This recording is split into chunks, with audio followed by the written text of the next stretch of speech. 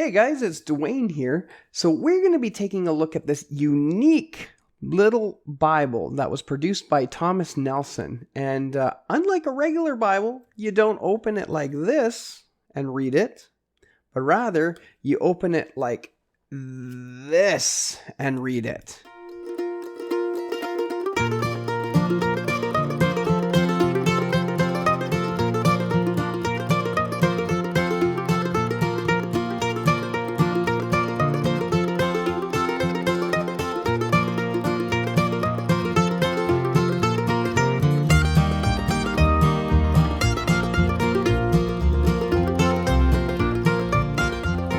So here we have the New Testament Flipback edition. Now this was provided to me by Thomas Nelson for a fair and honest review. So that's what we're going to do. We're going to give it a fair and honest review.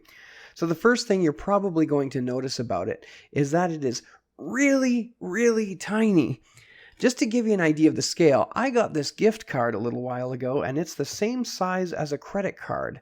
So you can see that this little Bible is not much bigger than the credit cards in your wallet. So that means you can put it quite easily in your pocket. Now, this little guy here, just to note, it's a New Testament. So you're not going to be getting anything more than that. That does not include the Old Testament, but the trick up their sleeve is that flip back idea. The reason for having it open in such an odd manner, in such a unique way, is that by doing so, they've been able to create a font inside which is 9 points. So it's larger than your standard pocket edition text. You don't have to squint to read it. Let's take a look at the outside of this thing. It's printed on like a red cardstock, almost like a really thick cardstock.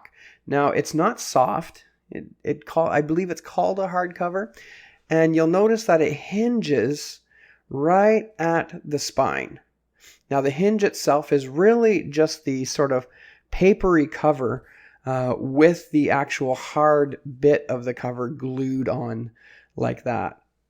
Now, the construction here is to allow you to just flip it right back. So you can flip it back right in on itself completely. Now, that would make for somewhat awkward reading, so the optimal way to hold it would be to just hold it like so. And of course, the pages flip upward. Just like so. And as you can see, the text is a beautiful 9-point font. I think we mentioned that before. And you'll notice we have headings in a black bold.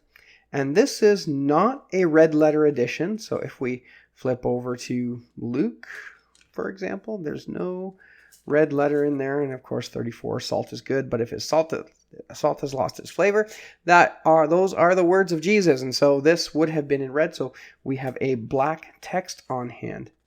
Now the paper it's printed on is a 30 GSM paper.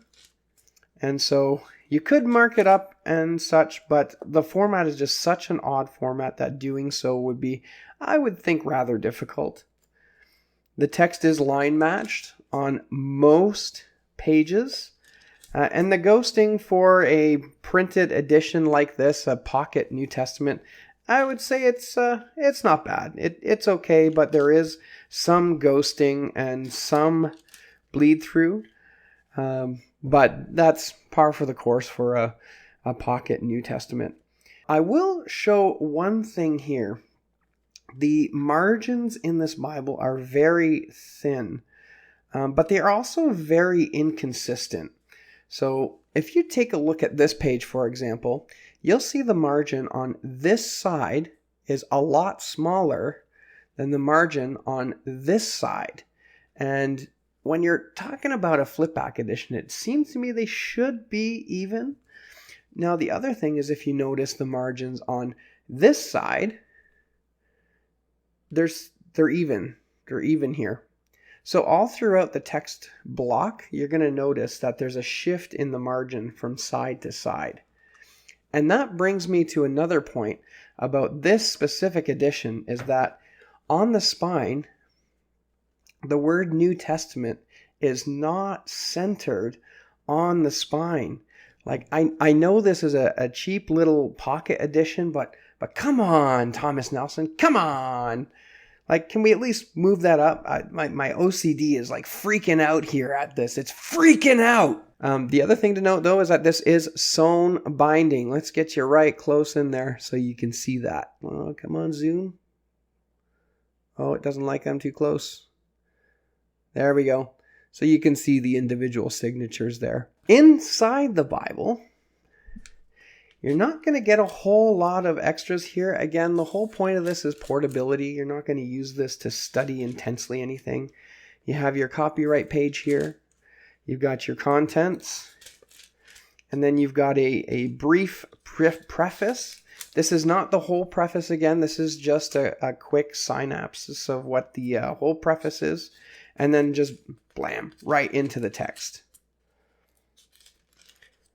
So if we flip through and take a look throughout the text, you will notice that it's retained the footnotes that the New King James Version is known for, but it does not contain any references or anything like that. It's essentially a plain and bare text.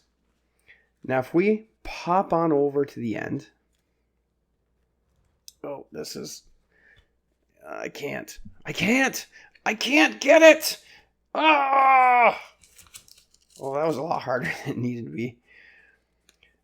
Oh, there we go. So this is the end page right at Revelation. And the very last page is going to be a note regarding the typeface. Of course, this is your comfort print from 2K Denmark. And, oh, this is so difficult. There we go. And of course, nothing else on the back of it there. Now, it's glued right onto that funky little cover there. So you'll notice little glue spots on there, and that's just how they fasten it to their cover. Usability.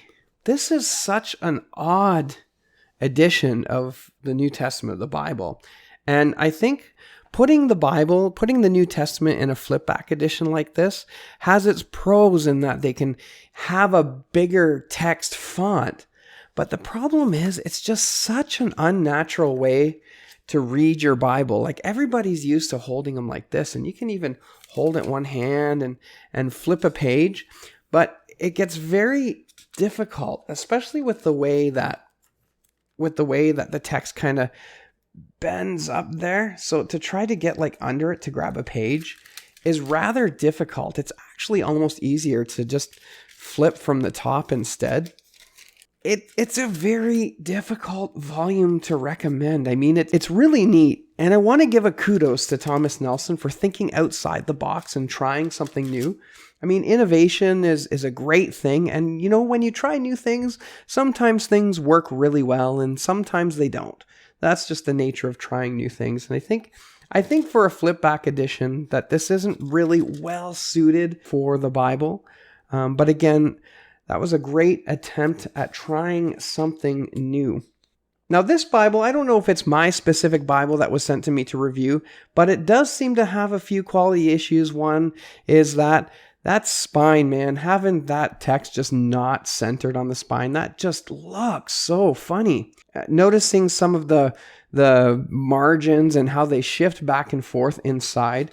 Again, I understand this is a cheaper Bible, but you know that this is just not the kind of stuff that Thomas Nelson is known for, right? They're known for quality. And this being an edition that was worked on with Royal Jongbloed in the Netherlands, I mean, you hear those names and you think quality printing. But in this case, I don't know, I think they dropped the ball on some of that. But then again, if these things don't bother you, and if you want to try something new, give this little Bible a shot. So this little Bible is currently recommended to be sold at for $14.99. And if you take a look at Amazon right now, I believe it's for $13.49. And then on Christianbook, they're going to get the best deal at $9.99. So again, if this is something that really interests you, a nice little novelty Bible, then that's what you would be going for, but as far as actual purchasing to use, it's just hard to recommend, especially in this day and age when everybody has a cell phone and you can easily pull up any Bible you want and modify it and all that. So again, neat little Bible. Kudos to Thomas Nelson for trying to innovate on something, but hey, it's okay. It was a nice try. So brothers and sisters, until next time, we'll see you around.